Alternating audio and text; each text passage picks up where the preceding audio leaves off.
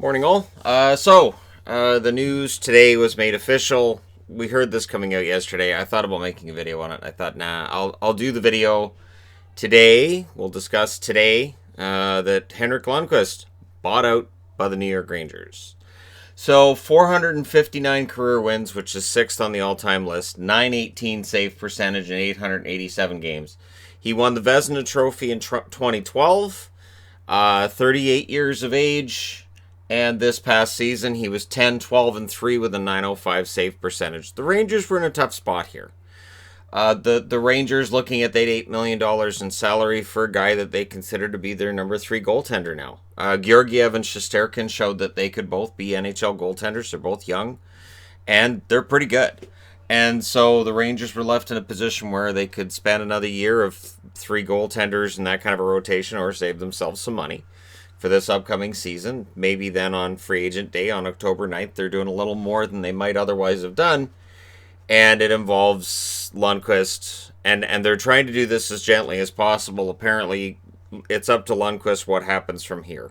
If he decides to retire, if he decides to go somewhere else.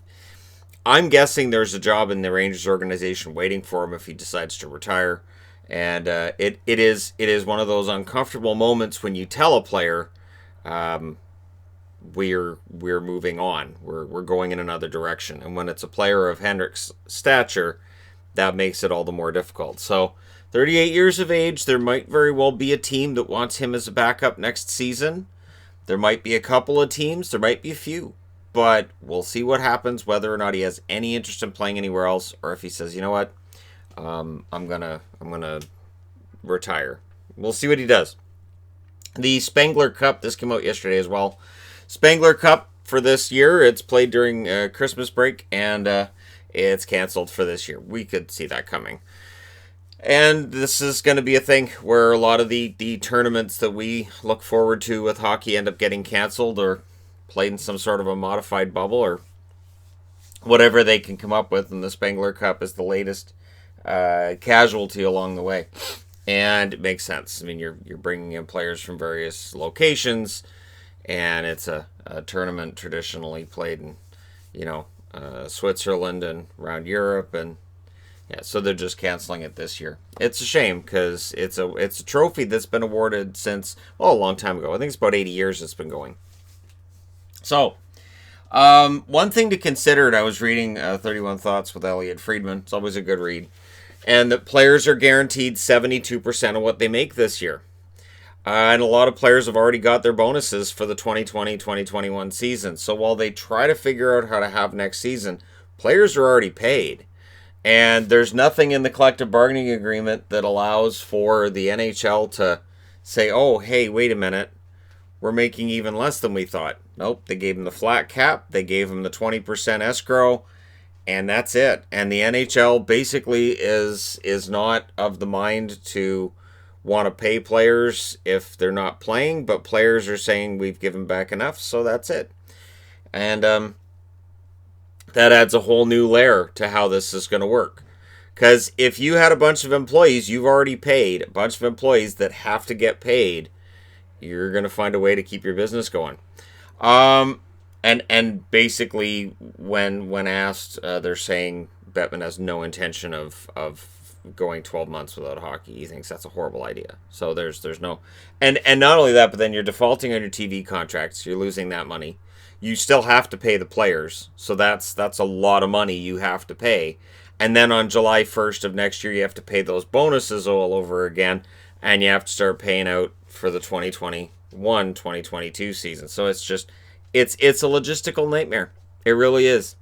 If they don't play, if they do play, they're going to lose money either way. It's a matter of which costs you more money.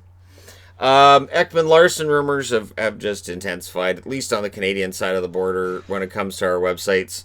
And I mean TSN and Sportsnet and The Score. And so Ekman Larson, definitely, because we know that Arizona's looking at maybe moving his contract. There's going to be interest. There's going to be a lot of teams that are interested, and I'm not going to get into them other than to say, if you're a Canadian hockey fan and you're saying, hey, I wonder if there's any rumor of the team I cheer for picking up Ekman Larson, the answer is yes. Yeah, Because again, I could see all GMs making phone calls just to see what the price is going to be, and for Arizona, I'm not sure that I 100% understand why Ekman Larson would be on his way out. I know how much money he makes, and I know he may very well be a little bit overpaid when you look at the length of that contract, but I don't know how you replace him. So if Ekman Larson were to be on his way to town, and if Darcy Kemper's on his way to town, then we can make it official. Arizona's completely going into a rebuild, and they're out of their minds. Because to me, it's almost impossible to get a fan base invested in another rebuild as you're trying to come out of the last one that's lasted a very long time. So we'll see what happens with Ekman Larson.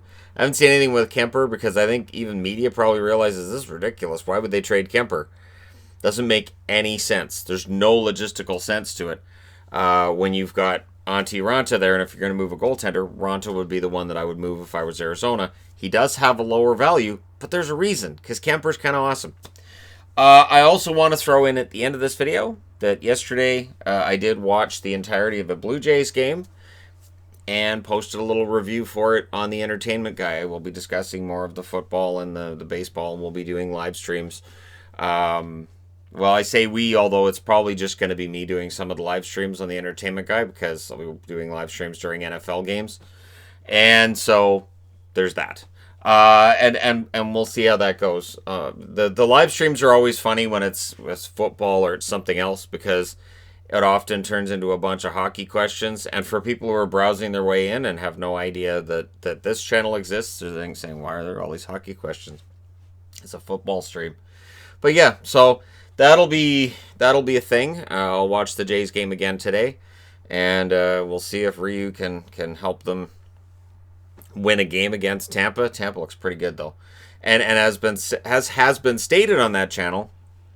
It's going to end up being a very good year for Tampa when it comes to championships. They got Tom Brady down there now with the Buccaneers. So yeah, and for people who haven't seen me talk about other sports, it's the thing. All right, let me know your thoughts in the comment section below as always. Don't forget to hit like and subscribe if you're browsing your way through. You just happened upon this video. Thank you guys so much for watching, for all your support. I'll talk to you again soon.